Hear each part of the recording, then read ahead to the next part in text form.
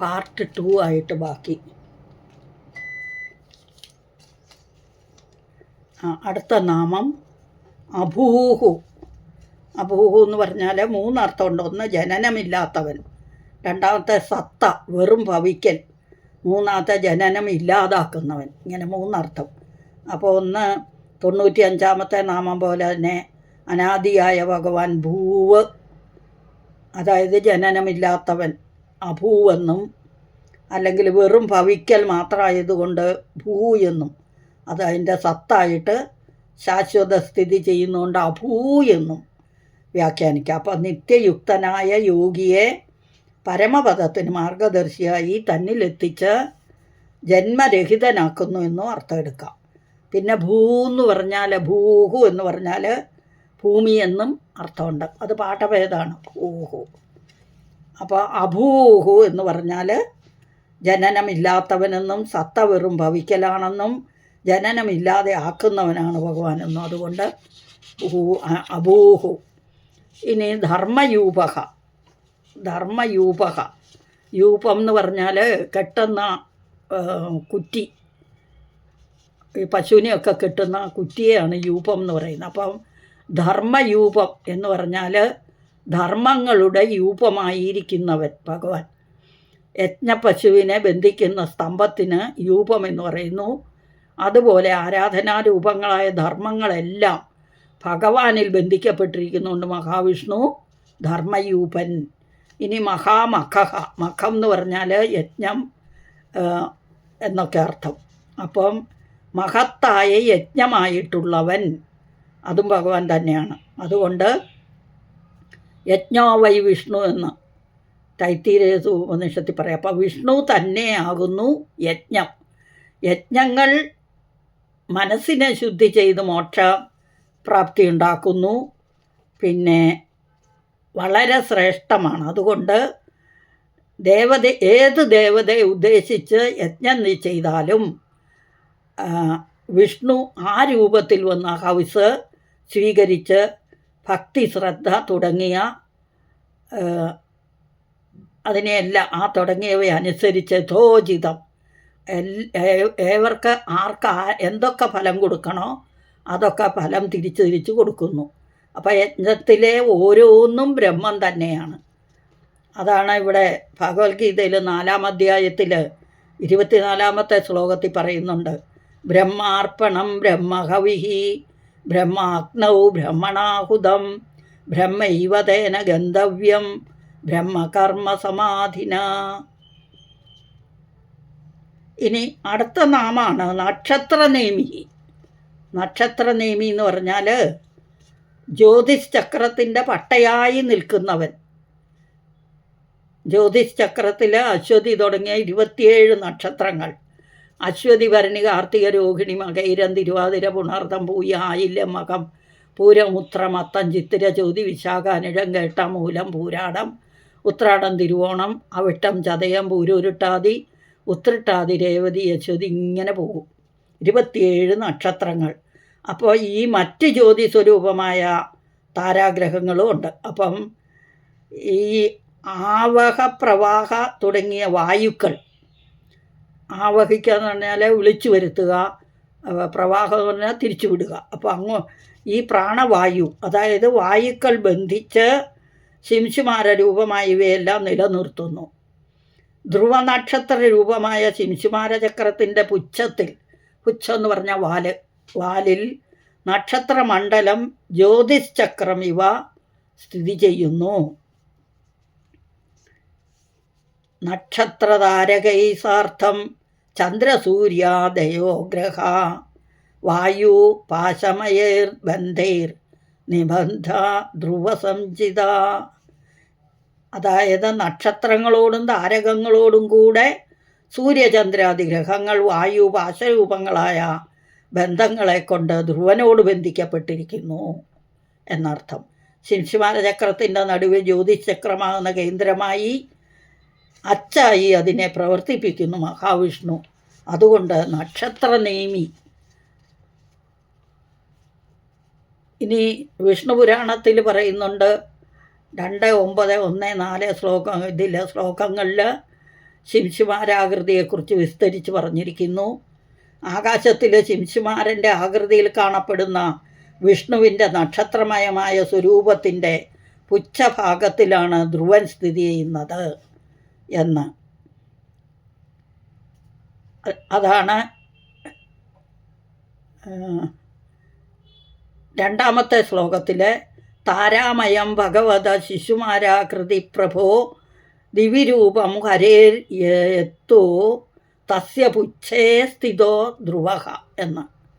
ഇനി അടുത്ത ഇതിൽ 9ാമത്തെ ശ്ലോകത്തിൽ ആ ധ്രുവൻ തന്നെത്താൻ തിരിഞ്ഞുകൊണ്ട് സൂര്യൻ ചന്ദ്രൻ മുതലായ ഗ്രഹങ്ങളെ തിരിക്കുന്നു, നക്ഷത്രങ്ങളും സ്വയം തിരിയുന്നു. അപ്പോൾ ഇവിടെ സൈഷ ഭ്രമൻ ഭ്രാമയതി ചന്ദ്രസൂര്യാദികാൻ ഗ്രഹാൻ ഭ്രമന്തമനുയാന്തി നക്ഷത്രാണിച്ച ചക്രവത്. അതായത് നക്ഷത്രങ്ങളും ആ ധ്രുവൻ തന്നെത്താൻ തിരിഞ്ഞുകൊണ്ട് സൂര്യൻ ചന്ദ്രൻ മുതലായ ഗ്രഹങ്ങളെ തിരിക്കുന്നു, നക്ഷത്രങ്ങളും സ്വയം തിരിയുന്ന ധ്രുവൻ്റെ പിന്നാലെ ഒരു ചക്രം പോലെ വട്ടം ചുറ്റുന്നു. ഇനി അടുത്ത 1ാമത്തെ സൂര്യചന്ദ്രമസൗ താരാ നക്ഷത്രാണി ഗ്രഹൈ സഹ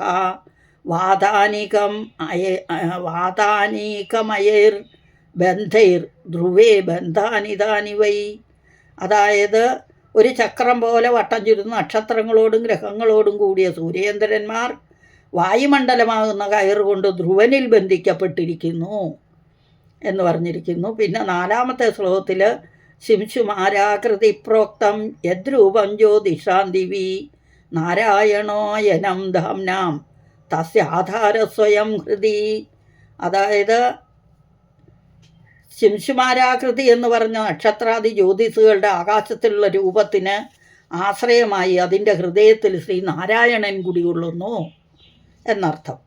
അടുത്ത നാമാണ് നക്ഷത്രീ. നക്ഷത്രങ്ങൾ ഉള്ളവൻ, നക്ഷത്രങ്ങളുടെ നായകനാണ് ചന്ദ്രൻ. ഭഗവാൻ തൻ്റെ പ്രധാന വിഭൂതികൾ അർജുനന് വിവരിച്ചു കൊടുക്കുമ്പോൾ ഞാൻ നക്ഷത്രങ്ങളിൽ ചന്ദ്രനാണെന്ന് പറയുന്നുണ്ട്. ഭഗവത്ഗീത 10ാം അധ്യായത്തിലെ 21ാമത്തെ ശ്ലോകത്തിൽ നക്ഷത്രാണാം അഹം ശശി എന്ന് പറഞ്ഞു. അപ്പോൾ ഭഗവാൻ നക്ഷത്രീ. അടുത്ത നാമം ക്ഷമഹ, ക്ഷമിക്കുന്നവനെന്നും സമർത്ഥനെന്നും അർത്ഥം. ബ്രഹ്മാണ്ഡ രചന തുടങ്ങിയ സർവ്വകാര്യങ്ങളിലും ഭഗവാൻ നല്ല സാമർഥ്യമുള്ളവനാണെന്ന് തെളിയിച്ചിട്ടുണ്ട്. അപ്പം വീണ്ടും വീണ്ടും യാതൊരു വീഴ്ചയും കൂടാതെ സൃഷ്ടി നടത്തുന്നു ഭഗവാൻ. അതുകൊണ്ടും പിന്നെ ഭക്തന്മാരുടെ അപരാധങ്ങളെയെല്ലാം ഭഗവാൻ ക്ഷമിക്കുന്നു. അപ്പം ക്ഷമയിൽ ഭൂമിക്ക് തുല്യനാണ് ഭഗവാൻ, അല്ലേ? വാൽമീകി രാമായണത്തിൽ വാൽമീകി പറഞ്ഞിട്ടില്ലേ, ക്ഷമയാ പൃഥിവീ സമ, ശ്രീരാമനെ പറഞ്ഞിരിക്കുന്ന. അതുപോലെ തന്നെ അടുത്ത നാമം ക്ഷാമഹ. ക്ഷാമം എന്ന് പറഞ്ഞാൽ ക്ഷയിപ്പിക്കുന്നവൻ, ക്ഷാമമില്ലാത്തവൻ എന്നൊക്കെ അർത്ഥം. ഗുണാതീതനായ മഹാവിഷ്ണു നിർവികാരനായ ആത്മഭാവത്തിൽ തന്നെ സ്ഥിതി ചെയ്യുന്നു. പ്രളയസമയം വരുമ്പോൾ ആ സൃഷ്ടികളെയെല്ലാം ഉണ്ടാക്കിയതിനെയെല്ലാം തന്നിൽ തന്നെ തന്മാത്രകളായി ലയിപ്പിക്കുന്നു. എന്നിട്ട് ബീജമവ്യയമായി നിലകൊള്ളുന്നു, അവ്യയമായ ബീജമായി നിലകൊള്ളുന്നു. പക്ഷേ സൃഷ്ടി പിന്നീട് വരുമ്പോൾ അതിനെയെല്ലാം തിരിച്ച് പുറത്തോട്ട് കൊണ്ടിരുന്നു. അപ്പോൾ മഹാഭോഗനും ധനനുമായ ഭഗവാന് യാതൊന്നിനും ക്ഷാമമില്ല, യാതൊന്നിനും ഒരു ക്ഷാമവുമില്ല. ചില പണ്ഡിതന്മാർ അങ്ങനെയും പറയുന്നുണ്ട്. അപ്പം പിന്നെ സമീഹനം എന്ന് പറഞ്ഞാൽ നല്ലവണ്ണം ഇച്ഛിക്കുന്നവനും ചേഷ്ടിക്കുന്നവനും ഭഗവാൻ തന്നെ. അതായത് സമ്യഗീഹത ഇതി സമ്യഗീഹത, സൃഷ്ടി സ്ഥിതി സംഹാരം എന്നിവ പോലെ നിവർത്തിക്കുന്നു എന്നത് നല്ലതുപോലെ നിവർത്തിക്കുന്നവൻ സമീഹന്. അപ്പോൾ ഭഗവാന്റെ ഇച്ഛകൾ ഭഗവാനെ സങ്കല്പിച്ചാൽ മതി, അപ്പോഴേ എല്ലാം ഉണ്ടാകും. അപ്പോൾ ഭഗവാന്റെ ഇച്ഛകൾ എപ്പോഴും ശുഭദായകങ്ങളാണ്. അകാമയത, അദ്ദേഹം ശ്രുതിയെ ഇച്ഛിച്ചു, തൻ്റെ സൃഷ്ടികളുടെ നന്മയാണ് ഭഗവാൻ ഇച്ഛിക്കുന്നത്. അതുകൊണ്ട് ഭഗവാൻ ഇച്ഛകളെ തൻ്റെ നിയന്ത്രണത്തിൽ നിർത്തുന്നു. തൻ്റെ ചേഷ്ടകളിൽ അദ്ദേഹം വളരെ സമർത്ഥനുമാണ്, അല്ലേ? അപ്പോൾ സർവഭൂതജാലങ്ങളെയും നല്ലവണ്ണം ചേഷ്ടിപ്പിക്കുന്നു എന്നും അർത്ഥം. അപ്പോൾ സമീഹനക. ഇനി നമ്മൾക്ക് ആ ശ്ലോകത്തിൻ്റെ ഒറ്റവാക്കിൽ അർത്ഥം നോക്കിയിട്ട് ആ ശ്ലോകത്തിൻ്റെ അർത്ഥം നോക്കാം. അനിർവിണ്ണസ്തവിഷ്ടോ ഭൂർധർമ്മയൂപോ മഹാമഖഃ നക്ഷത്രനേമിർനക്ഷത്രീ ക്ഷമക്ഷാമ സമീഹനഃ. അനിർവിണ്ണ ഇച്ഛകൾ സങ്കല്പമാത്രത്താൽ സാധിക്കുന്നവനായതുകൊണ്ട് നിർവേദം ഇല്ലാത്തവൻ എന്ന് പറയാൻ മനംമടുപ്പില്ലാത്തവൻ. സ്തവിഷ്ടക വിരാട് രൂപി. അഭൂ ജനനമില്ലാത്തവനെന്നും വെറുതെ ഭവിക്കുന്നവനെന്നും ജനനമില്ലാതാക്കുന്നവനെന്നും ഭൂ എന്ന് പറയണ ഭൂമി എന്നും അർത്ഥം. ധർമ്മയൂപക ആരാധനാരൂപങ്ങളായ ധർമ്മങ്ങളെ ബന്ധിക്കുന്ന സ്തംഭം. മഹാമഖഃ മഹത്തായ യജ്ഞമായവൻ. നക്ഷത്രനേമി ജ്യോതിശ്ചക്രത്തിൻ്റെ പട്ടയായി നിൽക്കുന്നവൻ. ശിംശുമാര ചക്രത്തിൻ്റെ നടുവിൽ ജ്യോതിശ്ചക്രമാകുന്ന കേന്ദ്രമായി അതിനെ പ്രവർത്തിപ്പിക്കുന്നവൻ. നക്ഷത്രീ നക്ഷത്രനായകൻ ചന്ദ്രൻ. ക്ഷമഹ ക്ഷമിക്കുന്നവൻ സാമർഥ്യമുള്ളവൻ ക്ഷമിക്കുന്നതിൽ ഭൂമിക്ക് തുല്യൻ. ക്ഷാമഹ വികാരങ്ങളെല്ലാം ക്ഷയിച്ച് ആത്മഭാവത്തിൽ വർത്തിക്കുന്നവൻ. അക്ഷാമ എന്ന് പറയുകയാണെങ്കിൽ ക്ഷാമമില്ലാത്തവൻ എന്ന്. അടുത്ത നാമം സമീഹനക സൃഷ്ടി മുതലായവയ്ക്ക് ഇച്ഛയും ചേഷ്ടയും നിയന്ത്രണത്തോടെ നിർവഹിക്കുന്നവൻ എന്ന അർത്ഥത്തിൽ. അപ്പം സമീഹനക. ഇനി ഈ ശ്ലോകത്തിൻ്റെ ടോട്ടൽ അർത്ഥം എന്നാന്ന് നോക്കാം. അനിർവിണ്ണസ്തവിഷ്ടോ ഭൂഹു ധർമ്മയൂപോ മഹാമഖഃ. സ്തവിഷ്ടോ ഭൂഹു എന്ന് വിസർഗം ചേർത്തിട്ട് ധർമ്മയൂപമെന്നും ചൊല്ലാം. അല്ലെങ്കിൽ സ്തവിഷ്ടോ ഭൂർധർമ്മയൂപോ എന്നൊന്നിച്ചും ചൊല്ലാം. അനിർവിണ്ണസ്തവിഷ്ടോ ഭൂർധർമ്മയൂപോ മഹാമഖഃ നക്ഷത്രനേമിർനക്ഷത്രീ ക്ഷമക്ഷാമ സമീഹനഃ. ഖേദമില്ലാത്തവനും അത്ഭുതകരമായ സ്ഥൂലതയുള്ളവനും ജനനമില്ലാത്തവനും യജ്ഞപശുവിനെ ബന്ധിക്കുന്ന ധർമ്മരൂപമായ സ്തംഭമായിരിക്കുന്നവനും മഹത്തായ യജ്ഞമായവനും ജ്യോതിശ്ചക്രത്തിൻ്റെ കേന്ദ്രമായി നിൽക്കുന്നവനും നക്ഷത്രനായകനായ ചന്ദ്രനായിരിക്കുന്നവനും ക്ഷമയിൽ ഭൂമിക്ക് തുല്യനായ ശ്രീരാമനായിരിക്കുന്നതും പ്രളയസമയത്ത് സൃഷ്ടികളെ ക്ഷയിപ്പിച്ച് ബീജരൂപത്തിലാക്കുന്നവനും ഇച്ഛയനുസരിച്ച് ചേഷ്ടിക്കുന്നവനും ഭഗവാൻ തന്നെ. അതുകൊണ്ട് ഭഗവാന് ഈ ശ്ലോകം അനിർവിണ്ണസ്തവിഷ്ടോ ഭൂഹു ധർമ്മയൂപോ മഹാമഖഃ നക്ഷത്രനേമിർനക്ഷത്രീ ക്ഷമക്ഷാമ സമീഹനഃ. ഓരോ പ്രാവശ്യം വായിക്കുമ്പോഴും ഞാൻ 2 തരത്തിലും വായിച്ചു പോകുന്നുണ്ട്, ശ്രദ്ധിക്കുക.